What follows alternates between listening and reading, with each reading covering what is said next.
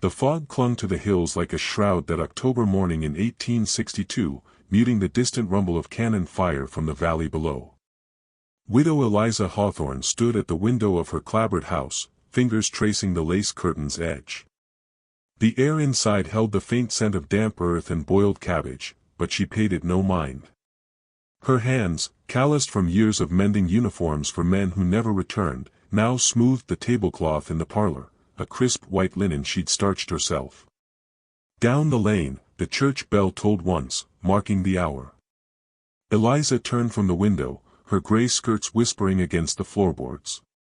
At 42, she was a woman of sharp blue eyes that missed little and a mouth set in a line of endurance, not defeat. The war had claimed her husband 2 summers past, and her only son, little Thomas, just last spring to a fever that swept the town like an uninvited guest. She moved to the hearth, where a kettle simmered, and poured steaming water over the leaves in her best china pot. The invitations had gone out weeks ago, penned in her neat script on heavy stock. Not to the living neighbors, who whispered of her solitude, but to those who mattered most. Eliza arranged the cups on saucers, each painted with faded roses, and set out a plate of lemon biscuits baked at dawn. The parlor lay dim, lit by the fire's glow and a single oil lamp, casting long shadows that danced like children at play. A soft knock echoed from the front door, faint amid the wind sigh, as if imagined. Eliza paused, hand hovering over the sugar bowl. She crossed the room, unlatching the door with a click that rang too loudly. Outside, the porch stood empty, save for swirling leaves in the draft. No one. She stepped back, closing the door against the chill, but then a small giggle bubbled from the stairwell behind her, like porcelain chimes. Eliza? Her sister Margaret's voice called from the kitchen, sharper than meant. Margaret, 2 years younger and ever cautious, wore a practical bun and fussed over details. She'd arrived the night before from the city, sent by their brother to check on things, though Eliza saw it as pity masked as concern. Margaret entered the parlor, wiping her hands on her apron, eyes narrowing at the table. What's all this? Tea for ghosts. Eliza didn't smile. She returned to the table, lifting the pot to fill the first cup. Steam curled upward, carrying bergamot scent. It's for the children, she said simply, as if noting the weather. They come every Tuesday. You know that. Margaret's face tightened, fingers twisting her apron's edge. She'd heard the stories, neighbors' tales of lights flickering after dark, laughter where none should be. But she dismissed them as grief's cruel jest, until now, seeing the extra chairs pulled close, tiny napkins folded just so. Eliza, this has to stop. The war's bad enough without pretending. Thomas wouldn't want. A creak sounded from upstairs, deliberate, like a footfall on the landing. Eliza's cup trembled slightly, but her voice stayed steady. They're here. Listen. Margaret froze, breath catching. The giggle came again, clearer, joined by another, a whisper of patter, as if small shoes scuffed the floorboards overhead. The fire popped, sending a spark skittering across the hearth. Outside, the fog thickened, swallowing the last glimpse of daylight. Eliza placed the cup at the table's head, where an empty chair waited. Sit, Margaret. They'll be down soon. It's impolite to keep guests waiting. The fog clung to the gravestones like a shroud, muting the distant toll of the church bell as Eliza Hawthorne stepped out from the Hawthorne family crypt. Her black morning dress, heavy with damp, brushed the iron gate, which creaked shut behind her with a finality that echoed in her chest. It was the third evening since the doctor's grim pronouncement about little Timothy, and already the house felt emptier, silence pressing in like an uninvited guest. She paused on the path, her lantern casting feeble glow over uneven ground, and glanced back at the mound of fresh earth where her son lay. The tea party had to go on, she told herself. It was what he would have wanted, his favorite game, with porcelain dolls and lemon cakes that never melted in summer heat. As she made her way toward the village road, the air grew thicker, carrying wet earth and something sweeter, like overripe berries. Eliza's boots sank into the mud, each step a reminder of the weight she carried. She wasn't alone in her grief. The war had taken so many boys from Eldridge Hollow, leaving mothers to wander these paths with hollow eyes. But Timothy's death felt different, sharper, as if the fever had stolen more than his breath. In the night since, she'd heard whispers from his room, soft laughter, the clink of tiny cups, though she'd boarded it up tight. Just the wind, she'd murmured, but her hands trembled as she lit the lantern each dusk. The lantern swung in her grip, light flickering over twisted oaks lining the lane. A shadow darted between them, too quick for a fox, and Eliza's heart stuttered. She quickened her pace, the basket on her arm bumping her hip, filled with tomorrow's gathering, fresh scones wrapped in cloth, a jar of preserves, and the chipped teapot that had been Timothy's pride. The plan was simple: host a party at the old gazebo by the cemetery edge, invite the other widows and their little ones who still breathed. It would honor him, keep his memory alive amid the loss. But as she crested the hill, a figure emerged from the mist, Mrs. Abernathy, her neighbor, face pale as bone under her bonnet. "Eliza," the woman called, voice thin and urgent, clutching her shawl. "You can't keep doing this. The talk in the village, it's spreading like the pox. They say you're mad, dancing on graves with ghosts." Eliza stopped, the lantern's flame dancing in the draught. "It's not madness, Mrs. Abernathy. It's remembrance. Timothy loved his teas, and the children, they need joy in these dark days." She forced a smile, brittle as dry leaves crunching underfoot. Mrs. Abernathy stepped closer, eyes darting to the basket. "Remembrance? Or delusion? I saw you last night, through the window, setting places for 5, but the house is empty. And the laughter. God forgive me, but it wasn't human." Her words hung sharp as the chill wind that gusted, extinguishing the lantern with a hiss.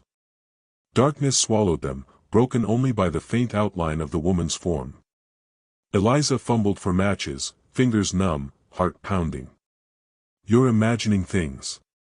The war's twisted us all." But as she struck the flint, a spark illuminated Mrs. Abernathy's face, terror etched deep, and behind her, in the oak's gloom, small shapes huddled, eyes like polished marbles catching the brief light. Eliza's match went out before it caught, and she backed away, basket slipping to spill its contents into the mud. The women fled together down the lane, breaths ragged, fog closing in like fingers. By the time Eliza reached her gate, first raindrops fell, cold and insistent, washing earth from her skirts. She barred the door, leaning against it as if to hold back the night. Upstairs, from the boarded room, came the sound again, faint, insistent clinking, and a child's voice calling, "Mama, the tea's getting cold."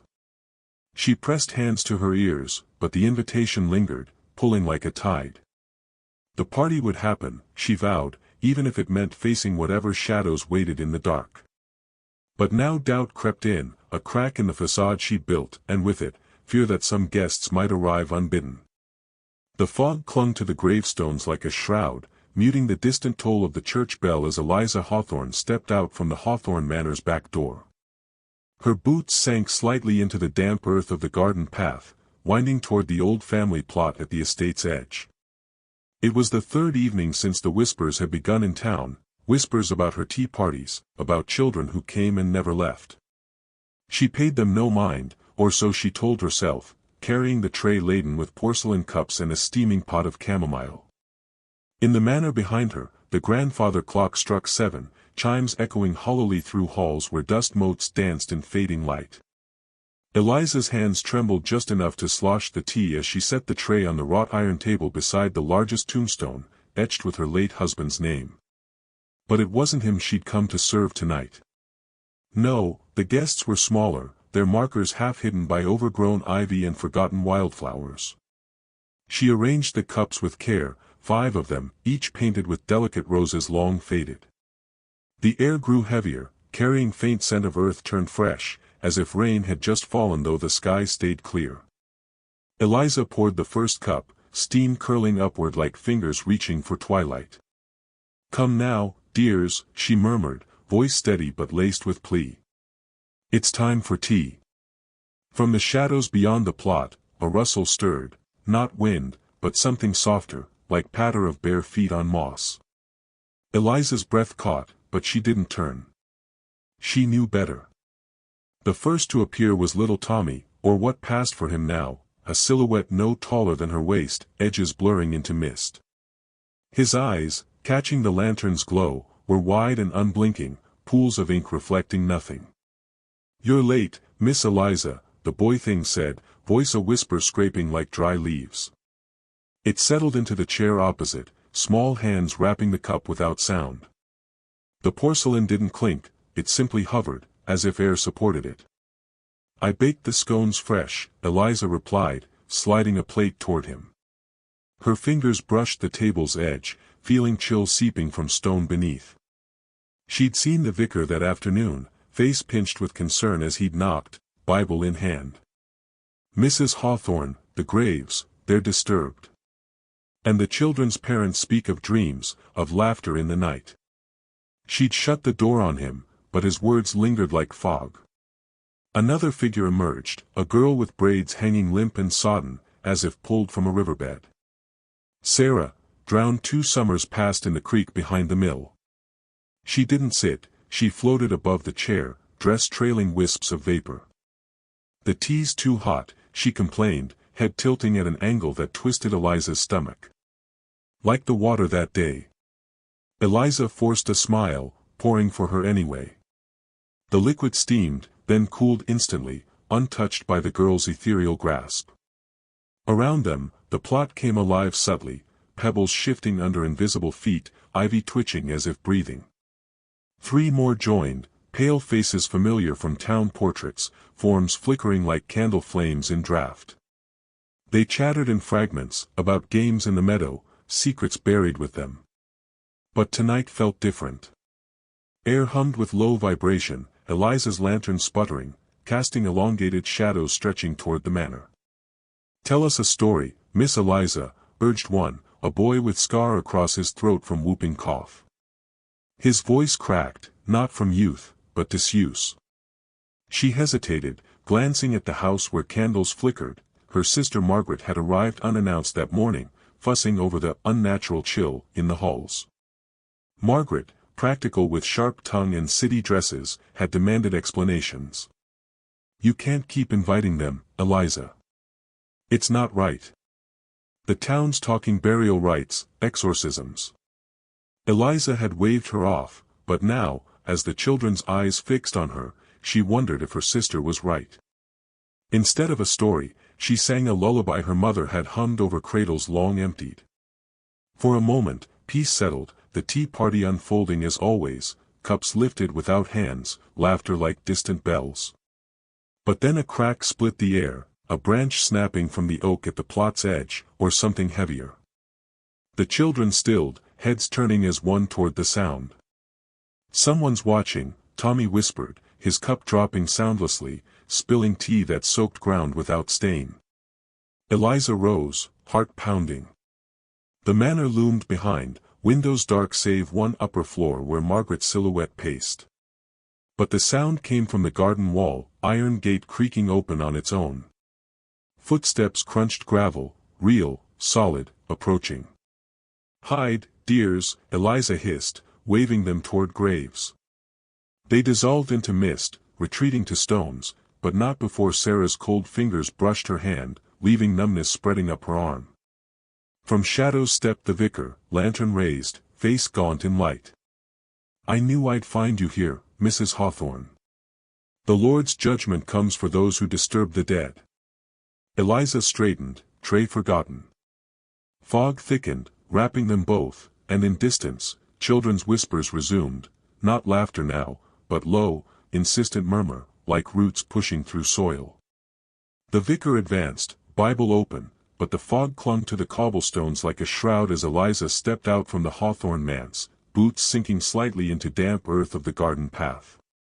It was the 4th morning since her arrival in this forsaken corner of Massachusetts, each dawn bringing heavier chills seeping into her bones. She had come at her aunt's urgent behest, Widow Hawthorne, as villagers called her, though the woman preferred no title. "Just come, Eliza," the letter had pleaded, inked with trembling hand. The house grows too quiet. I need your steady hand. Now, crossing the yard toward the old oak where tea parties unfolded, Eliza wondered if steady fit. The widow insisted on this ritual each afternoon, setting chipped porcelain cups and saucers on a low table beneath the tree's gnarled branches. For the little ones, she murmured, eyes distant, arranging invisible guests with general's precision. Eliza had humored her at first, blaming grief's shadow, the widow's 3 children lost to fever 15 years past, buried in family plot beyond garden wall. But by third day, air thickened with unspoken whisper tugging her skirts like tiny fingers. She paused at garden gate, breath misting in gray light. Oak loomed ahead, leaves brittle rustle overhead, table waiting beneath. Freshly laid that morning by widow, or so she claimed. Eliza's gaze snagged on new detail, small bouquet of wilted wildflowers tied with faded ribbon, at table's head for place of honor. Who brought them? Widow rarely ventured beyond porch, joints aching from damp. Groundskeeper, old Mr. Finch, swore he touched nothing afternoon. Eliza, dear. Widow's voice floated from house, frail but insistent over mist. It's nearly time. Don't dawdle, the children grow impatient. Eliza forced smile she didn't feel, pushed through gate. Path wound past overgrown rosebushes, thorns snagging hem like warnings. She reached table, sank into wicker chair, wood creaking under weight. Cups arranged in perfect circle, 5, though widow spoke of 3 children. Eliza had asked about extras once, lightly over breakfast. For friends who visit, widow replied, needle pausing in embroidery. No more said. Widow emerged, shuffling path with tray balanced in gnarled hands. Steam rose from teapot shaped like swan, neck arched elegantly despite chips. She wore black bombazine, fabric whispering grass as she set tray down. There now, she said, pouring with care. Tea smelled of chamomile and earthier note, like fresh-turned soil after rain. Timothy likes his strong. And little Margaret, oh, she fusses if too weak. Eliza accepted cup, porcelain warm against palms. She sipped, liquid bitter on tongue, watched widow gesture to empty chairs. Pass scones to Eliza, dears. She's new, but kind. Widow's eyes sparkled with mischief, sharing secret joke. Breeze stirred leaves, for moment, Eliza thought she heard faint giggle, high and tinkling like muffled bells. She glanced sharply, but garden lay still, fog swallowing distant tree lean. Tell me your journey again, widow said, settling with sigh. Train from Boston, did it rattle nerves? Eliza nodded, grateful distraction. Crowded. Smoke everywhere. But countryside opened nicely after Salem. She hesitated, added, Aunt Clara, these tea parties, they bring comfort, don't they? Widow's hand froze midway to cup. Face, lined with quiet sorrow, softened almost tender. Comfort. Oh, child, more than that. They come when I call. See. She pointed to bouquet. Margaret left for you. She likes pretty things, my girl. Always picking flowers from meadow, even winter.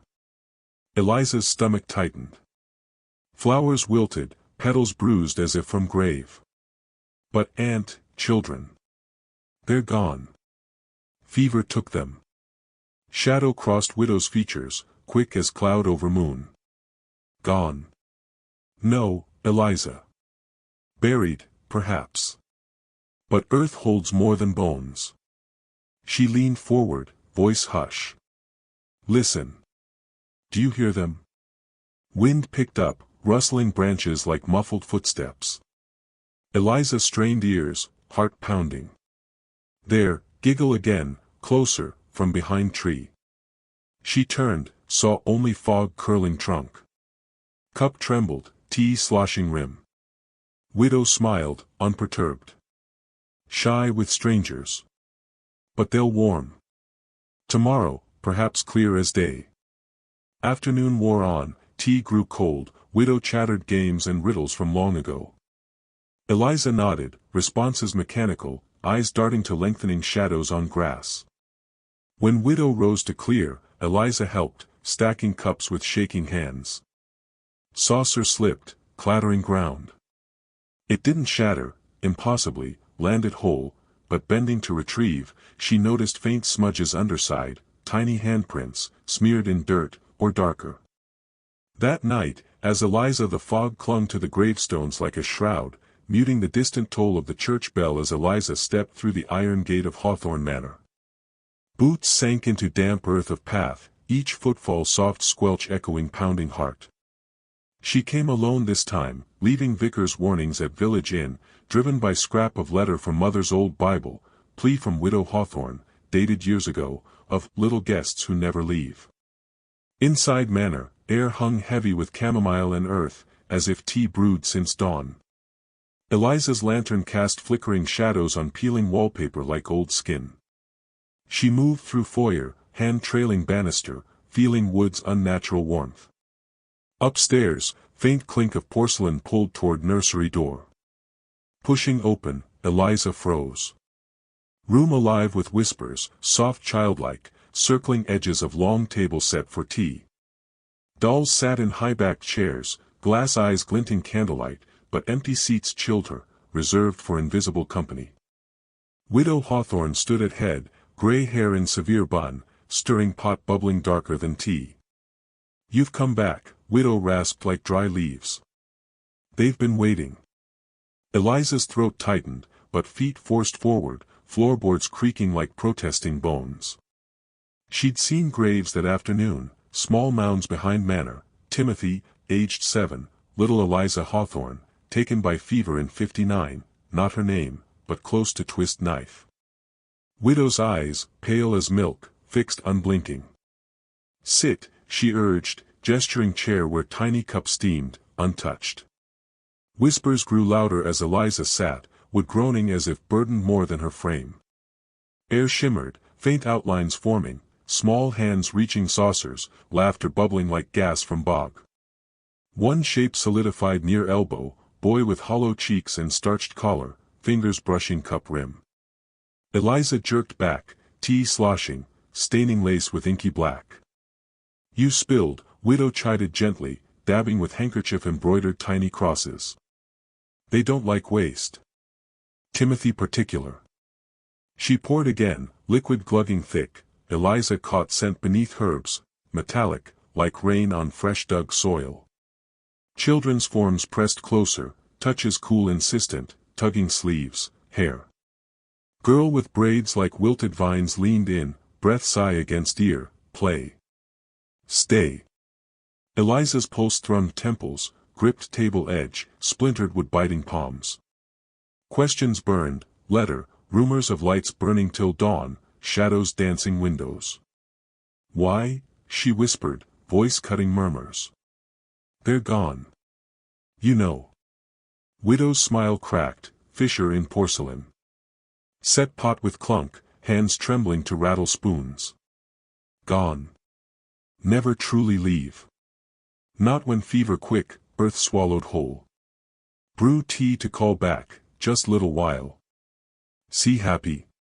Shapes swirled faster, chairs scraping as invisible feet kicked delight, or frustration. Timothy knocked cup, black liquid pooling toward Eliza's hand like seeking veins. She pulled away, standing abruptly, chair toppling crash silencing room. Whispers died hush, forms flickering like flames in draft. Widow rose slower, shadow stretching wall, merging dolls' grins. "Can't run from family," she said, stepping closer, fingers curling roots around Eliza's wrist. Touch cold, seeping skin, flash of small faces pressed rain-streaked windowpane, pleading from before graves. Downstairs they went, Widow's grip unyielding, guiding not door but cellar stairs, air thicker with damp stone and forgotten blooms. Lantern in hand, Eliza followed, free hand brushing wall, feeling faint scratches, names, dates, tiny hands marking territory. Bottom open chamber lit single bulb, glow illuminating shelves, preserved flowers, locks hair, teacups dozens, each initial scratched porcelain. Here, widow murmured, releasing to kneel low table, already set. Real party. Like quiet down here. Lit candles, flames leaping, Eliza felt shift, air pressing, heavy unseen eyes. Footsteps pattered above, faint multiplying, descending echoes not quite human. Back stairs, heart hammering, but door slammed shut own, latch clicking teeth. First tug from behind, small fingers snagging skirt, pulling into circle. Eliza spun, lantern swinging, shadows deepening, children's laughter rose, chorus clawing sanity. Widow poured once more, face serene amid chaos. Eliza realized Elias gripped porch railing, knuckles whitening against splintered wood, as afternoon sun dipped low, casting long shadows across overgrown lawn. Air heavy with damp earth and wilting roses, cloying perfume seeping lungs. He'd come to Widow Hawthorne's isolated farmhouse 3 days ago, drawn by town whispers of unexplained gatherings, tea parties for children long dust.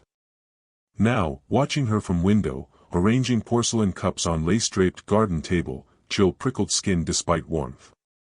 She moved deliberate grace, black morning dress whispering grass, setting tiny sandwiches cut perfect triangles, expecting guests any moment.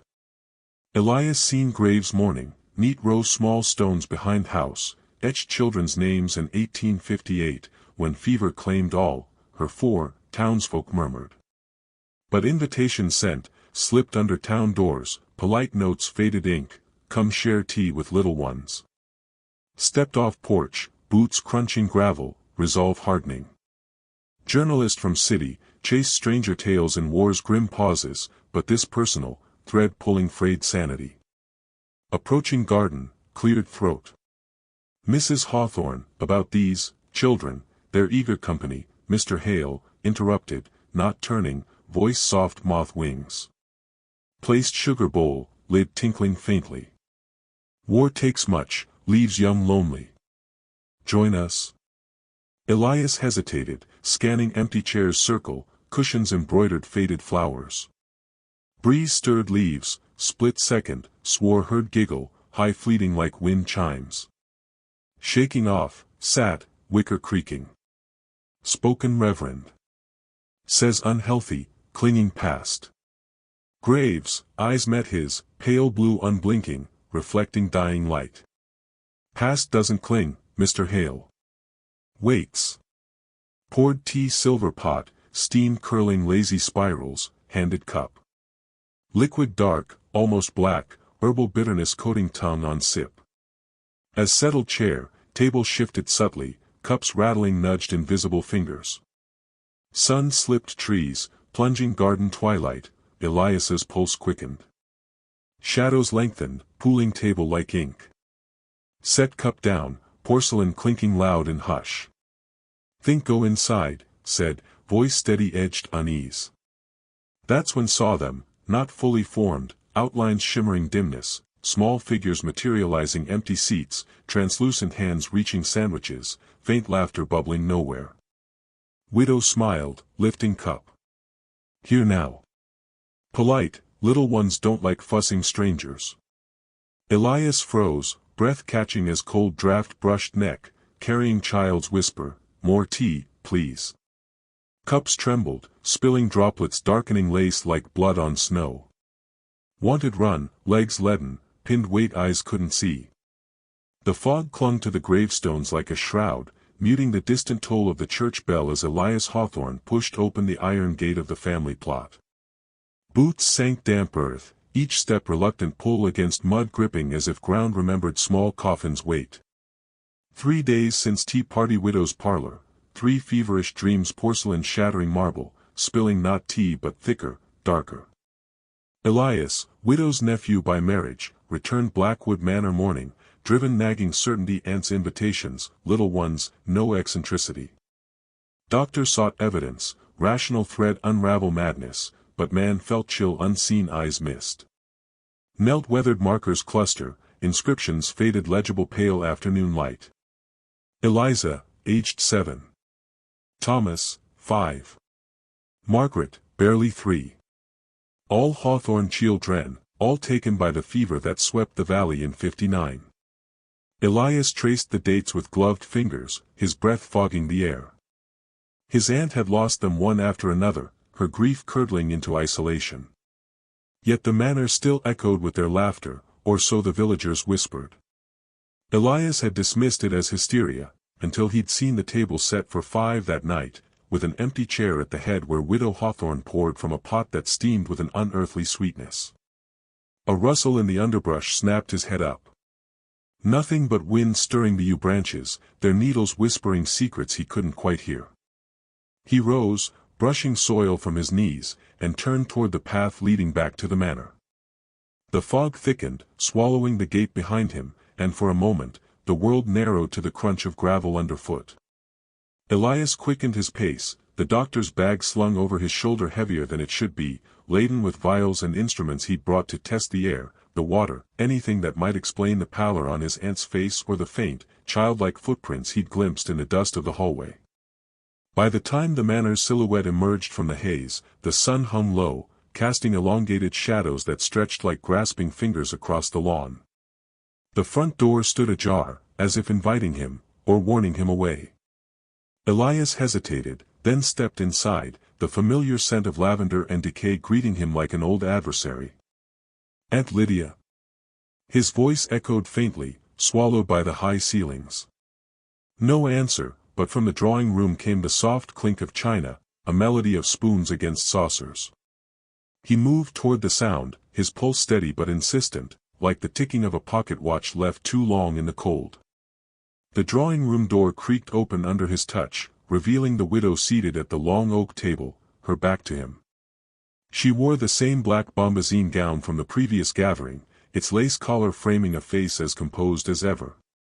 Before her, the table was laid once more, 5 places, with delicate cups steaming gently. But this time, the chairs were not empty.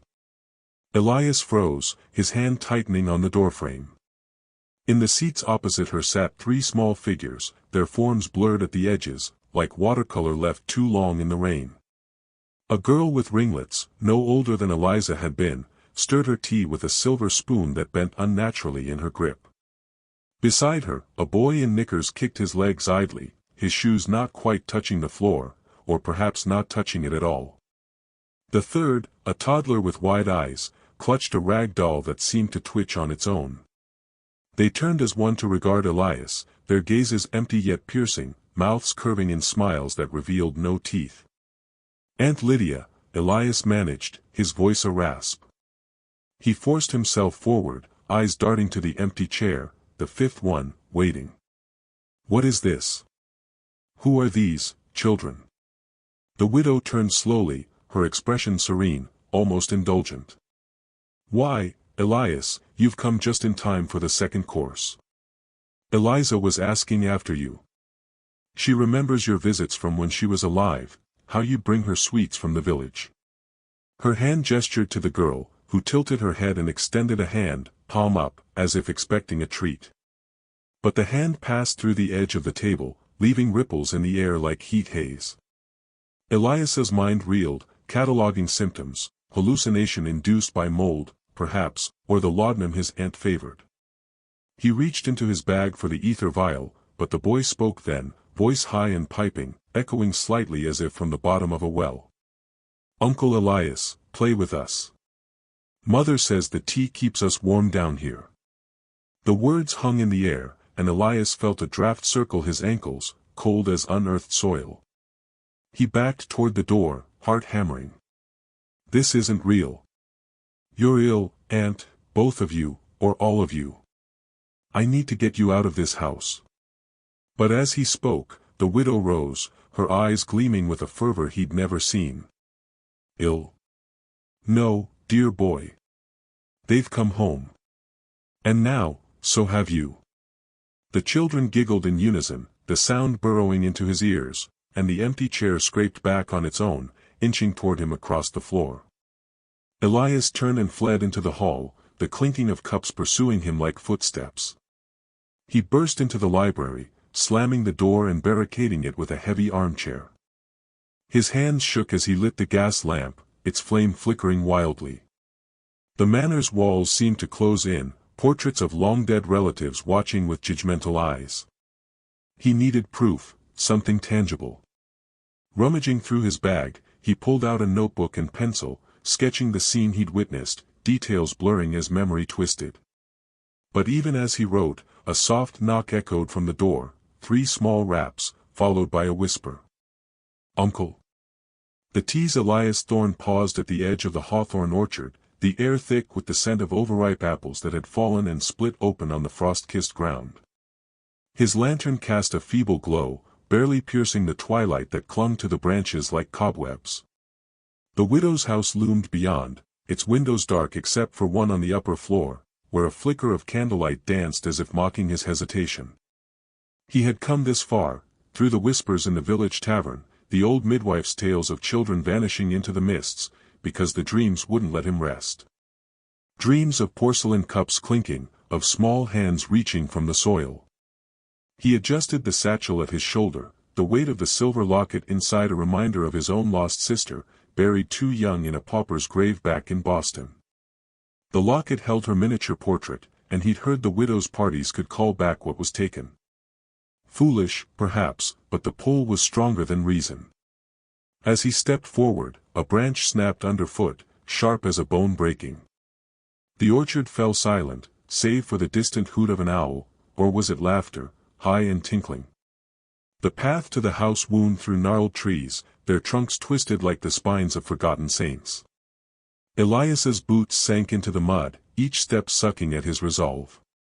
He thought of the journal he'd found in the town archives, pages yellowed and brittle, detailing the widow's arrivals in 1850, Eliza Hawthorne, widowed by yellow fever, childless no more after the first gathering. The entries spoke of feasts laid for the invisible, of chairs scraping across floors with no one to move them. And the children, always the children, who came not breathing, but hungry all the same. A chill wind stirred the leaves overhead, and Elias glanced up, catching a glimpse of white among the boughs. Fabric? No, just a trick of the light. He quickened his pace, heart thudding against his ribs. The house resolved from shadow into form, a sagging Victorian with peeling paint the color of old bones, its porch adorned with wilted ivy that seemed to writhe in the breeze. The front door stood ajar, as if expecting him. Or inviting him to his folly. He pushed it open, the hinges groaning like a dying breath. Inside, the foyer was dim, lit only by the dying embers in a hearth.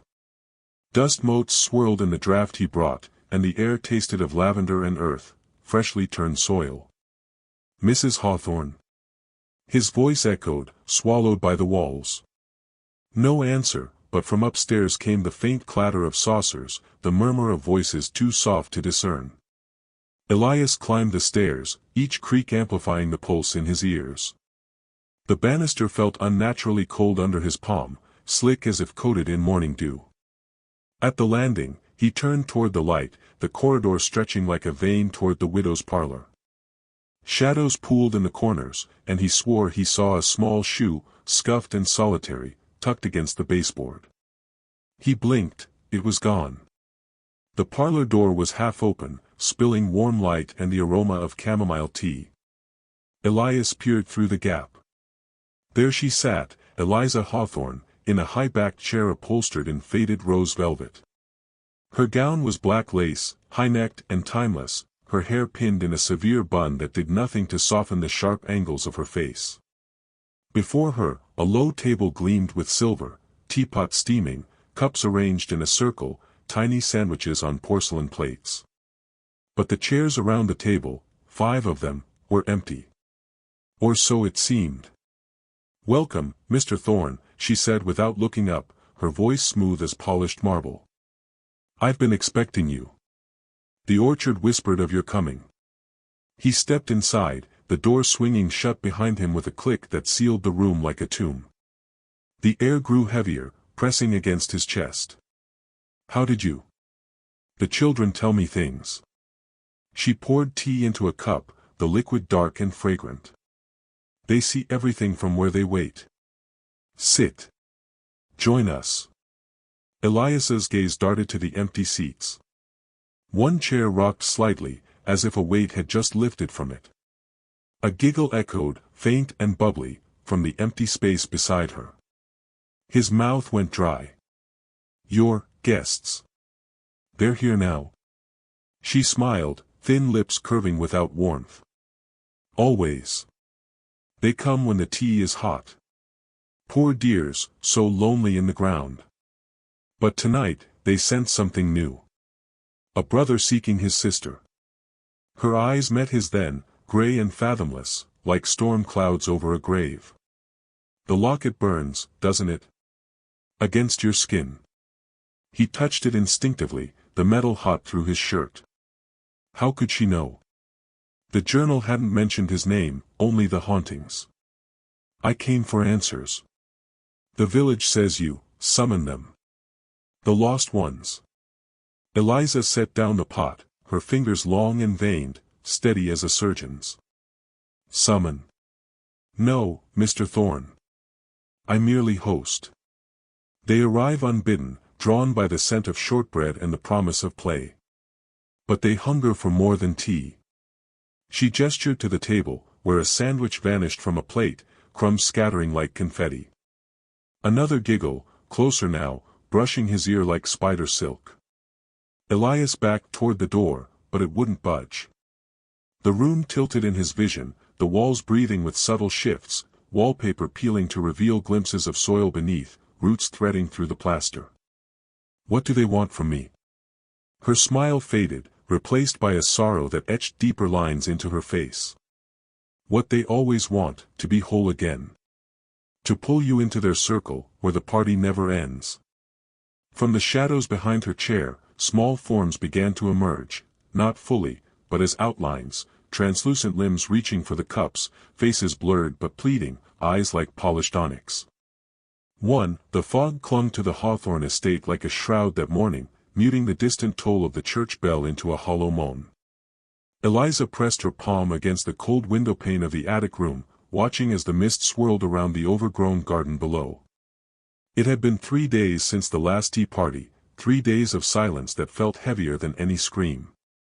She glanced at the corner where the widow's trunk sat, its lid still ajar from their frantic search the night before.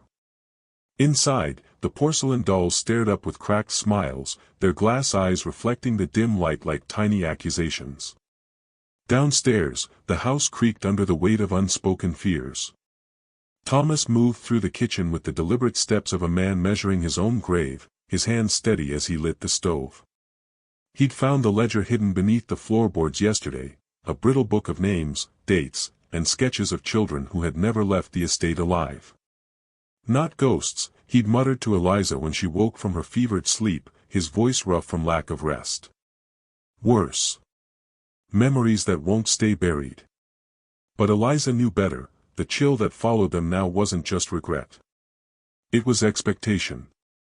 She descended the stairs, each step groaning in protest, and found Widow Hawthorne in the parlor, arranging wilted roses in a vase that hadn't held fresh flowers in years. The old woman's fingers trembled slightly, but her eyes, sharp as shattered teacups, fixed on Eliza without flinching. "You've been prying again, child," she said, her voice a whisper of silk over steel. "The dead don't like their secrets scattered." Thomas entered then, carrying a tray of chipped saucers, his face set in that cautious resolve that had kept him alive through battles Eliza could only imagine. "We found the book, widow," he said flatly, setting the tray down with a clatter that echoed too loudly. "The children. The ones from the war, orphans you took in, or so the town whispers. But they didn't leave." "Why?" The widow straightened, her shadow stretching long across the faded rug like fingers reaching for the light. Outside, the fog thickened, pressing against the windows until the room dimmed to twilight hues. She didn't answer at first, only poured imaginary tea from an empty pot, the steam rising in her mind alone. "They came for shelter," she finally murmured, her gaze drifting to the empty chairs arranged in a perfect circle. Small feet on cold floors, bellies empty from the fighting. "I gave them parties to forget the cannons, the smoke. Laughter in the cups, stories in the cakes. But the fever came with the rain. One by one, they slipped away. Eliza's throat tightened, the air growing thick with the scent of damp earth and something sweeter, like overripe fruit. She remembered the dream from last night, the children at the table, their translucent hands lifting spoons that dripped with shadow. "You buried them here," she said, stepping closer, her voice barely above the widow's breath. "In the garden. And the parties, they never stopped." The widow's laugh was a brittle thing, cracking like thin ice. "Stopped? Oh, no. They come back for tea. Every full moon, when the fog remembers. You felt it, didn't you? The pull." She reached out, her cold fingers brushing Eliza's wrist, and in that touch, Eliza saw it, a flash of tiny graves under the rosebushes, markers worn to whispers by time and tears. Thomas slammed his fist on the table, rattling the saucers. "This ends today. We're digging them up, giving them proper rest. No more games with the dead." His bravery was a shield, but Eliza saw the flicker in his eyes, the doubt that had rooted since they'd arrived at the estate, chasing rumors of the widow's madness. But as he turned toward the door, a soft patter echoed from the hall, like rain on a tin roof. Or footsteps. Small ones. The widow smiled then, a genuine curve of her lips that chilled Eliza more than any glare. "Too late for that, soldier. They've been waiting for guests like you." The fog outside boiled suddenly, shapes forming in its depths, pale faces at the garden gate, eyes wide and unblinking. Eliza's heart pounded, a drumbeat urging flight, but her feet stayed rooted, caught in the widow's unyielding gaze. Thomas grabbed her arm, pulling her toward the back stairs, but the patter grew louder, circling the house like a noose tightening. In the parlor, the empty chairs creaked as if occupied, and from the teapot came a faint, childish giggle that seeped into the walls. They barricaded themselves in the kitchen, the door shuttering under invisible knocks. Eliza clutched the ledger to her chest, its pages fluttering like trapped wings. "What if she's right?" she whispered to Thomas, her caution warring with the dread coiling in her gut. "What if they're not memories at all?" He didn't answer, only wedged a chair under the knob, his witty retort silenced by the escalating horror. The widow's voice drifted through the cracks, soft and inviting. "Come now, dears. The tea's getting cold." And in the silence that followed, Eliza swore she heard the clink of porcelain, the scrape of chairs being pulled out for the living. Elias gripped the lantern tighter, its flame flickering like a heartbeat in the dim corridor of Hawthorne House. The air down here in the cellar carried a chill that seeped into his bones, thicker than the fog rolling off the river outside. He'd followed Widow Hawthorne's trail of whispers this far, the faint giggles of children echoing just beyond reach, pulling him deeper into the earth where the house's foundations crumbled into forgotten soil. His boots scraped against the uneven stone, each step a reminder that turning back wasn't an option, not after what he'd seen upstairs, the porcelain dolls with eyes that blinked in the dark. The widow moved ahead, her silhouette frail against the lantern's glow, skirts whispering over the dust. She hadn't spoken since they'd descended the narrow stairs, but her pace was steady, purposeful, as if drawn by an invisible thread. Elias's hand brushed the revolver at his hip, loaded with the silver-tipped bullets he'd scavenged from the old preacher's kit. Useless, perhaps, against whatever spectral nonsense haunted this place, but it grounded him, a weight of iron reality amid the unreality. A soft clink echoed from the shadows ahead, like teacups settling on saucers. Elias's pulse quickened. The cellar opened into a low-ceilinged chamber, walls lined with shelves of jars, pickled fruits from decades past, their contents murky and forgotten. In the center stood a long oak table, draped in a lace cloth yellowed with age. Chairs surrounded it, small ones carved for children's frames, and upon each sat a doll or a faded stuffed bear, arranged as if awaiting guests. Widow Hawthorne paused at the table's head, her fingers trailing over a chipped teapot. "They come when the moon is right," she murmured, voice barely above the drip of water from some unseen crack. "Polite as you please. No spilling, no fuss." Elias stepped closer, the lantern casting long shadows that danced like playful spirits. He scanned the room, no doors, no windows, just the table and the oppressive weight of earth above. This is where you entertain them? His words hung heavy, laced with the disbelief he'd clung to since arriving in this godforsaken town. The widow nodded, her eyes distant, fixed on something only she could see. Before he could press further, the air shifted. A hush fell, broken only by the faint rustle of fabric. From the corners, they emerged, not with screams or slams, but softly, like mist coalescing into form. Small figures, translucent at first, solidifying into the shapes of children in Victorian frocks and knickers. Their faces were pale, cheeks rosy as if painted, eyes wide and unblinking. One boy, no older than 8, clutched a wooden top, a girl with braids held a rag doll, its button eyes sewn tight. Elias's breath caught. He raised the lantern higher, but the light passed through them partially, illuminating dust motes that swirled like fireflies. What in hell? He backed a step, revolver half drawn. The widow smiled faintly, gesturing to the seats. Sit, dears. Tea's ready. The children glided forward, no sound of footsteps, settling into the chairs with eerie grace. The teapot lifted of its own accord, pouring steaming liquid into cups that weren't there moments before, ethereal porcelain that shimmered like frost on glass. Elias's mind reeled. These weren't illusions, he felt the drop in temperature, the way his skin prickled as if brushed by icy fingers. The boy spun his top on the table, the motion silent, yet Elias swore he heard the faint whir in his head.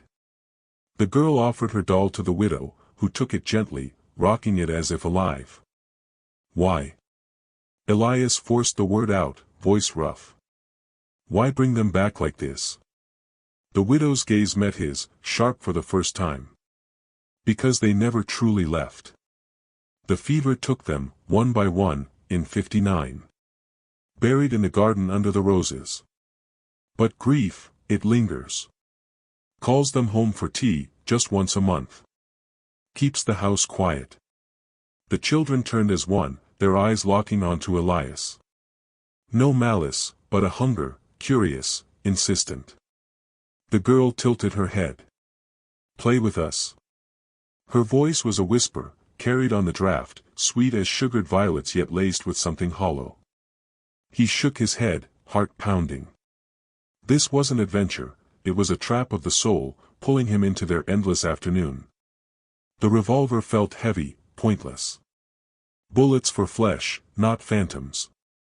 But as the top spun faster, blurring into a vortex that tugged at the edges of his vision, he realized the real danger. Staying meant joining them, trapped in polite eternity. The widow poured him a cup, the steam rising like a veil. One sip, Mr. Thorne. To remember. Elias's hand trembled toward it, the children's stares pressing like weights. Outside, thunder rumbled, distant but closing. The house groaned above, as if the earth itself stirred. He had to break this, smash the illusion, or whatever bound them.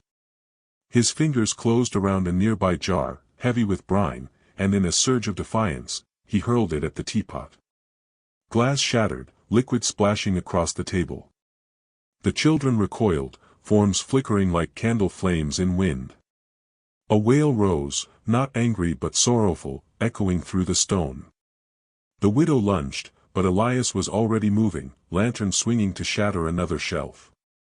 Jars exploded in cascades of vinegar and decay, the sharp scent cutting through the cloying tea aroma. The chamber trembled. Cracks spiderwebbed the walls, dust sifting from the ceiling. The children faded, their whispers turning to please, "Mama, don't let him," before dissolving into wisps that swirled toward the shadows. Elias grabbed the widow's arm, pulling her toward the stairs. "It's over. We end this now." She resisted, eyes wild. "You can't. They'll be lost forever." But the ground buckled, a fissure opening beneath the table, swallowing chairs and cups into the void. Elias gripped the edge of the warped tablecloth, his knuckles whitening as the porcelain cups trembled without a hand to touch them.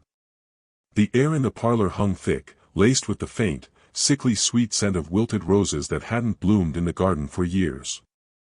Widow Hawthorne sat across from him, her lace cuffs pristine despite the dust motes swirling like tiny mourners in the lamplight. "They've grown restless, Elias," she murmured, her voice a fragile thread weaving through the silence. "The children, they sensed the living world slipping away from them again." He forced his gaze from the empty chairs, where shadows seemed to shift just beyond the candle flames, outlining small forms that weren't there moments before. Outside, the wind howled against the boarded windows, rattling the house like bones in a forgotten grave. Elias had come to this forsaken place 3 nights ago, drawn by whispers in the town of tea parties that fed on grief rather than scones.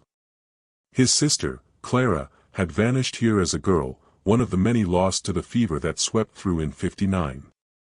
He'd promised her memory he'd uncover the truth, but now, with the widow's eyes, clouded yet piercing, fixed on him, truth felt like a noose tightening. The plan had been simple at first: wait for the gathering, document the apparitions, expose the widow's delusions or whatever dark ritual bound the dead to her table. But simplicity shattered when the first child appeared last night, a boy no older than 8, his translucent fingers leaving frost on the silver teapot. Elias's sketches burned now in his coat pocket, the paper singed as if the spirits themselves had breathed fire across them. "We can't stay," he said, his voice cracking like dry leaves. "The fever's returning to the village, children falling ill, just like before. If this house is the source." Widow Hawthorne's lips curved in a smile that didn't reach her eyes, her hands folding neatly in her lap as if arranging invisible napkins. "The source? Oh, Elias, they were buried too soon, their laughter stolen by the sickness. I give it back to them, one cup at a time."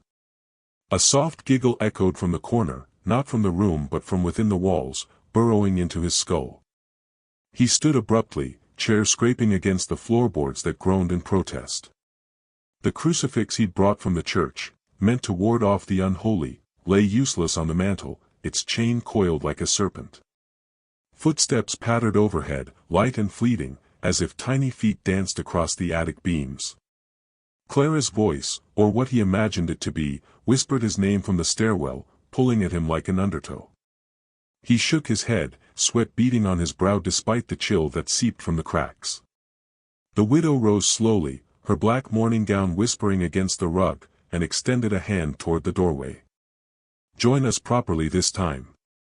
The tea is ready, and they've waited so long for a new playmate." Elias backed away, his boot catching on the frayed edge of the carpet.